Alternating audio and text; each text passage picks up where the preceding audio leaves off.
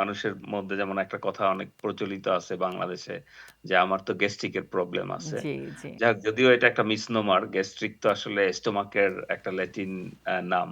জি, but মোটামুটি ব্যাপারটা হলো যে, আমাদের স্টোমাক তো সবসময় অ্যাসিড সিক্রেশন করে। কারণ ওটা আমরা যে খাবার খাই জি, সেগুলোকে ডাইজেস্ট করার জন্য খুবই দরকার।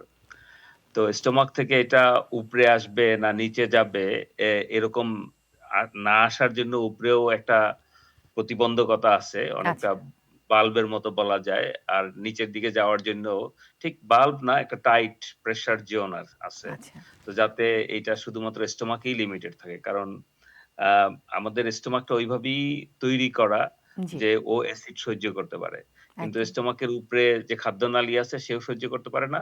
স্টোমাকের পরে যে আ ডিওডেনাম যেটাকে আমরা বলি অথবা ক্ষুদ্রান্ত্রের যে অংশটা আছে জি, সেও এই অ্যাসিড সহ্য করতে পারে না। জি, তো এই অ্যাসিডটা যখন উপরে বা নিচে যেদিকেই যাক, দুটোই মানুষের জন্য সিম্পটম তৈরি করে। অনেক সময় স্টোমাকেও সে ইরিটেট করতে পারে যদি কোনো কারণে যে প্রোটেকশন লেয়ারটা ওইটা যদি আম ডিসরাপ্ট হয়, ওইটা যদি আচ্ছা, আম মানে কোনো কারণে যদি ওইটা আ নষ্ট হয়ে যায় জি, এবং সেটার মূল কারণ হচ্ছে যে আমরা normally over the counter ibuprofen যেটা কিনি এই দেশে তো আইবুপ্রোফেনটাই মোটামুটি ওভার দ্য কাউন্টার পাওয়া যায়। তো ওই জাতীয় ড্রাগ পেইন আইবুপ্রোফেন, কিলার গুলো। ন্যাপ্রোক্সেন, ক্লোফেনাক হুম, হ্যাঁ, জাস্ট নন স্টেরয়েডাল হুম, যে পেইন কিলার গুলি জি, আছে। ইভেন স্টেরয়েড ইটসেলফ এই ইরিটেশন টা করতে পারে। বাট আদারওয়াইজ আ আ অন্য আম অ অন্য অনেক কারণ আছে যেমন স্ট্রেস এর মানে যদি সিভিয়ার স্ট্রেস এর মধ্যে দিয়েও জি, মানুষের স্ট্রেস আলসার হইতে পারে। জি, তো অ্যাসিড এর এই যে উপরের দিকে আসা বা নিচের দিকে যাওয়া আচ্ছা, এটা খুবই একটা কমন ঘটনা।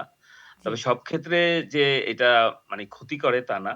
নরমালি যেকোনো মানুষের একটু আধটু উপরে নিচে যাবেই। এটাই হলো ওটার ধর্ম। কারণ একটা amount of fluid almost a litre of fluid ওখানে সিক্রেট হয়। কিন্তু আ উপরে যখন আসে এখন ডিপেন্ড যে ওই অ্যাসিডটার কনসেনট্রেশন টা কত বেশি। কারণ অ্যাসিড তো নরমালি যখন সিক্রেট হয় এটা খুবই মানে হাইলি অ্যাসিডিক একটা জিনিস।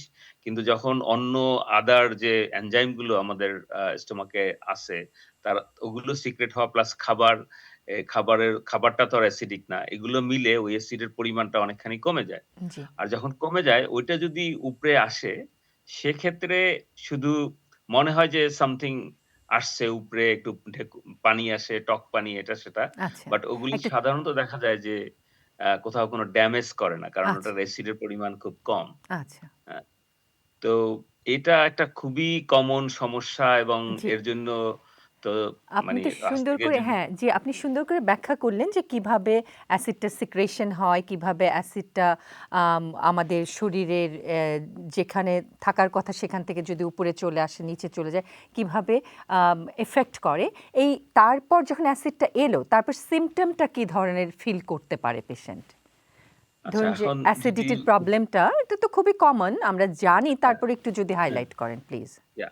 সো এটা যদি উপরের দিকে আসে, জি, যে মানে খাদ্যনালী দিয়ে যদি আমাদের মুখ পর্যন্ত আসে, তখন যেটা হয় যে অ্যাসিডের পরিমাণটার উপরে নির্ভর করে। যদি খুব হাইলি অ্যাসিডিক হয়, তাহলে তো ইনফ্লামেশন হয়। সেক্ষেত্রে মেইন যেটা আমরা বলি হার্ট বার্ন মিনস আচ্ছা, যে বুকের মাঝখানটাতে একটা জি, জ্বালা-পোড়া হয় আরকি।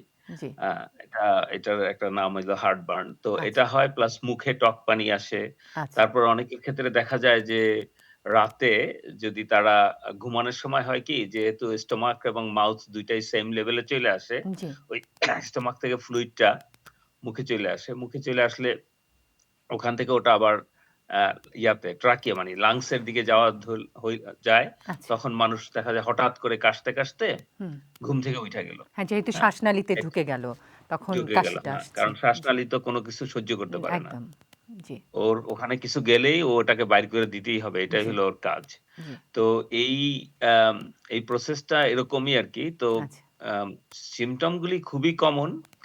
সবাই যে হার্ট বার্ন পর্যন্ত নাও হইতে পারে যদি অ্যাসিডের পরিমাণটা যদি অত বেশি না হয়। আচ্ছা। কিন্তু এটার আম আর দেখা যায় যে একটা লার্জ অ্যামাউন্ট অফ মানুষ মানে প্রচুর লোক এই আম অ্যান্টি অ্যাসিড মেডিসিন গুলো খায়। ওভার দ্য তো কাউন্টারই তারা গিয়ে মনে করছে যে হ্যাঁ, আমার হার্টবার্ন হচ্ছে, ওভার দ্য কাউন্টার হ্যাঁ, গিয়ে অ্যান্টাসিড নিচ্ছে, হ্যাঁ। লিকুইড ফর্ম বা ওভার দ্য কাউন্টার ট্যাবলেট যেমন ফর্ম। আছে প্লাস দেখা যায় যে অনেক মানে যদি বয়স্ক লোকজনদের একটা প্রেসক্রিপশন দেখলে দেখা যায় কোথাও না কোথাও ওমেপ্রাজল বা ওমিপ্রাজল ল্যান্সোপ্রাজল একদম, লুকায়ে আছে। একদম, একদম, একদম তাই। এটা মোটামুটি একটা আচ্ছা। কমন জিনিস তাহলে এটা, হ্যাঁ? সাধারণত কি এই যে অ্যান্টাসিড গুলো বা এই যে ওমিপ্রাজল, ল্যান্সোপ্রাজল খেলে আ বা আপনার এই সিম্পটম গুলো রিলিভ হবে বা বেটার হবে এবং এগুলো কতদিন খেতে পারে? খাওয়াটা সেফ কিনা? আচ্ছা, এখন হইছে যে এই সিম্পটম গুলো রিলিফ হবে কি হবে না, এখানে কিছুটা কোয়েশ্চেন আছে। আচ্ছা, কারণ আসলে অ্যাম একটা খুব বড় টার্ম আছে যার নাম হচ্ছে অ্যাম এক নতুনভাবে এটার একটা নাম দেওয়া হয়েছে। এটাকে বলে disorder of the gut brain interaction.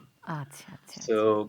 আমাদের বডিতে যেমন একটা ব্রেইন আছে বিশাল বড় অনেকগুলো নার্ভ নিয়ে, তেমনি আমাদের যে খাদ্যনালী একদম এসোফেগাস খাদ্যনালী হইতে শুরু করে একদম রেকটাম পর্যন্ত মানে জি, পুরো ক্ষুদ্রান্ত বৃহদন্ত্র, এখানে প্রচুর পরিমাণে নার্ভ আছে। জি, এই নার্ভগুলি উম মানে এনভায়রনমেন্ট বা অন্য যেকোনো কারণে অনেক সময় সেনসিটাইজ হয়ে যায়। সেনসিটাইজ হওয়ার ফলে দেখা যায় অনেক মানুষ আছে যাদের যত চিকিৎসাই আমরা দেই না কেন, তাদের ওই সিম্পটম গুলো ওখানে থাকে। তারা কাজ পেইন হচ্ছে না বলে, কোনো। হ্যাঁ, হুম, কাজ হচ্ছে না। হুম, এবং তাদেরকে যখন আমরা এন্ডোস্কোপি করি, জি, টু বি অনেস্ট আমরা যখন ১০০ টা এন্ডোস্কোপি করি, ৭০ টা এন্ডোস্কোপিতেই আমরা কোন ধরনের কোন হুম, অ্যাবনরমালিটি পাই না। তারা তো বুঝতে সবাই পেরেছি। সিম্পটম নিয়ে আমাদের কাছে প্রেজেন্ট করে। জি।